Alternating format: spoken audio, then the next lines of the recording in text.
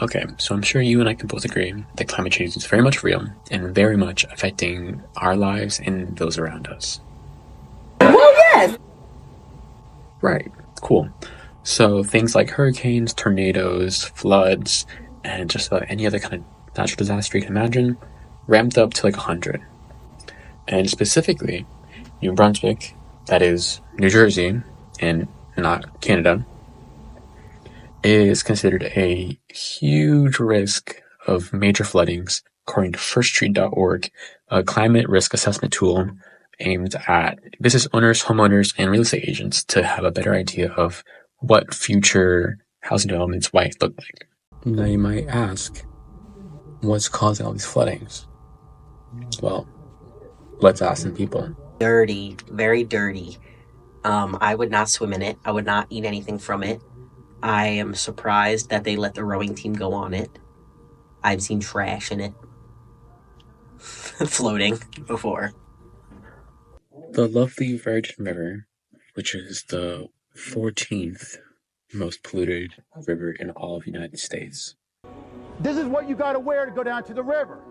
Okay, you should not have to put Tyvek and gloves and booties and a respirator on if you want to go fish. That's gas coming up. The Raritan River's upper stretches are incredibly beautiful. Its lower section, leading to the Atlantic Ocean, has suffered widespread contamination. You can't fish and you can't crab in places that you have every right to because certain companies and certain polluters have taken that from you. Can the Raritan be saved?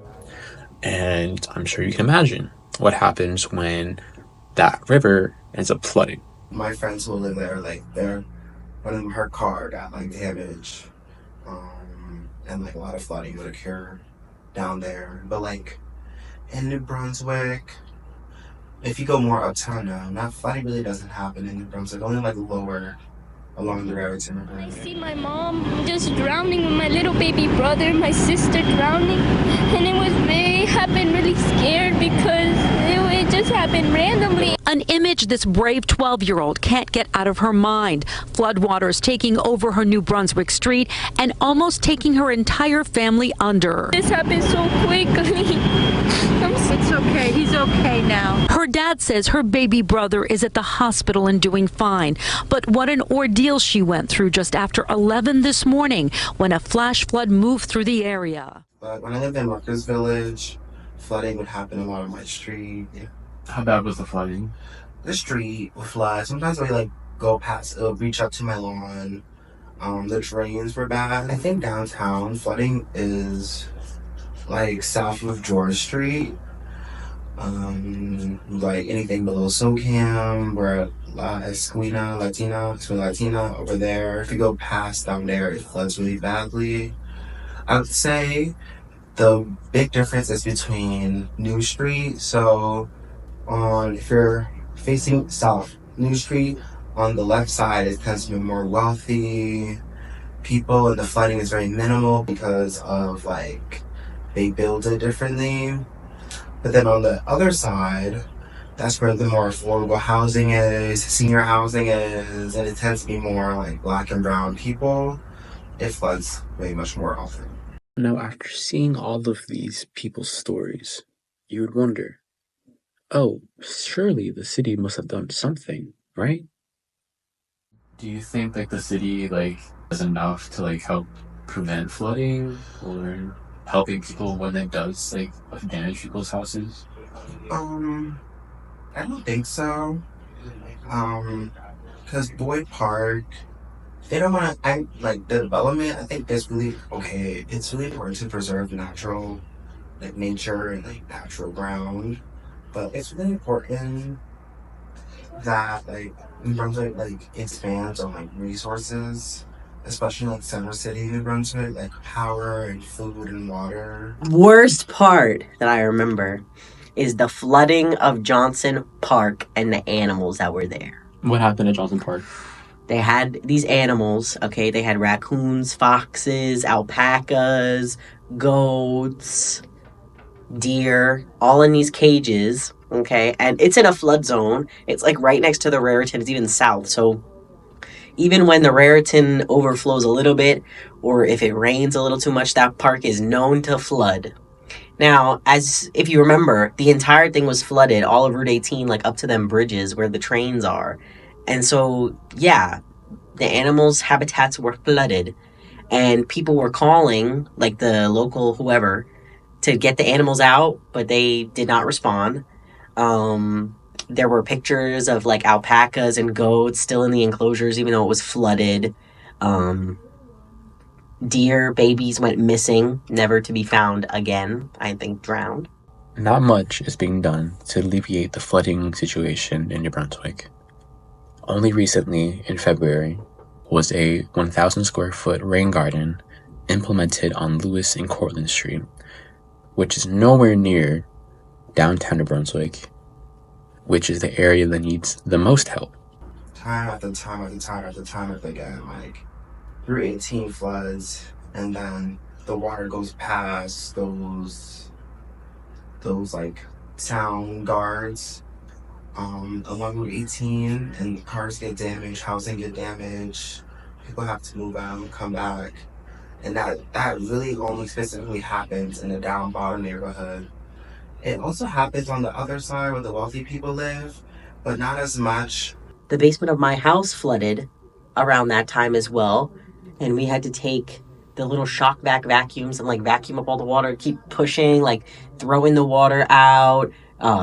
Like 3 inches of the wall were damaged, that down, the walls, like the drywall and everything. And that house isn't even that close to the river. That's just how bad the infrastructure is in New Brunswick when it comes to flooding. Clearly, both sides of New Brunswick are affected by flooding. However, it's important to note it's not an equal distribution, and that there are in fact a lot of overburdened communities in New Brunswick. The Department of Environmental Protection defines overburdened communities as having fit under one or more of the following criteria.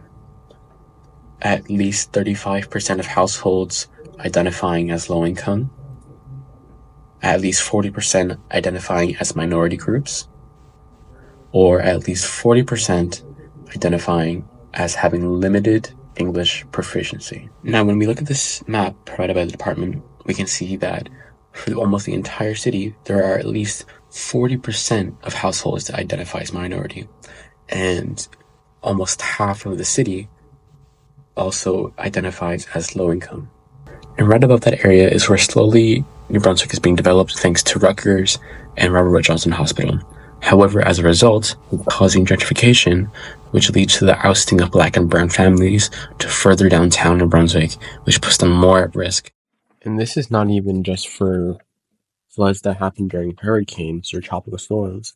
These are problems that are happening even during flash flooding. So if the city won't do anything, what should we do? A mixture between the Ironbound community's toxic tours and Morristown's mutual aid projects would definitely serve as a good balance of informing the public while moving at the speed of trust with the local community, seeing as how the main issue here is with retaining public memory. During Hurricane Sandy, like the power and water was like all gone. Like the power was like out for a hot minute. So a lot of like my friends and I, I went to my dad's house, but like New Brunswick, water and power was like not good for like a good hot minute. And came to like recently, I just think about it recently, but like the people in Rutgers Village, like Rutgers Village is more like a suburban neighborhood, tends to be upper middle class. Most people own their houses there, but they have power. For those at Rutgers, flooding might seem as a nuisance that will just add 5 to 10 minutes to your drive to work or class. But for the underprivileged and underserved residents of New Brunswick, flooding serves as a reminder that they are not always looked out for by the government, as well as the trauma associated with the loss of home, family, and even their own lives. However, in sharing their stories on a public platform such as this, we are able to begin making steps towards redressing any harm that this community has been through. Because clearly, the city isn't going to do anything itself anytime soon. We as a community can come together and figure out how to provide aid for each other in case things do get worse. And if they do, we can be ready.